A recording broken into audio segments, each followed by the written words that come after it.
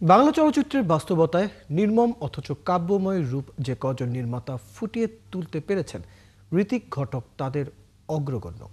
আজ শতবর্ষে পা দিলেন প্রয়াত এই চলচ্চিত্র নির্মাতা স্মরণে মঙ্গলবার অ্যালিয়াস ফ্রান্সিস ঢাকাতে দিনব্যাপী আয়োজনে প্রদর্শিত হয় তার দুই কালোজয়ী সৃষ্টি কোমল গান্ধার ও অযান্ত্রিক। আয়োজনে বক্তব্য রাখেন চলচ্চিত্র সমালোচক মঈনুদ্দিন খালেদ।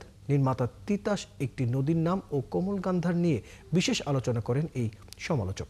তিনি জানান, ঋত্বিক ঘটকের সিনেমা যেন সময়ের আয়না, যেখানে প্রতিফলিত হয় দেশভাগের ক্ষত, মানুষের স্বপ্ন ভঙ্গ, ভালোবাসা ও বেঁচে থাকার মরিয়ার আকাঙ্ক্ষা।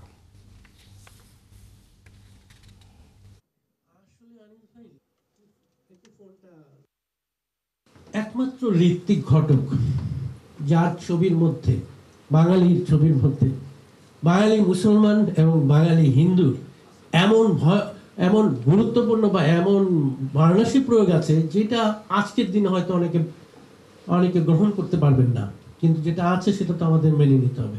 তার মধ্যে তো আমরা জানি লোকসঙ্গীত, উচ্চাঙ্গ সঙ্গীত, রবীন্দ্রসঙ্গীত, গণসঙ্গীত, যা সবই পাবেন আপনারা।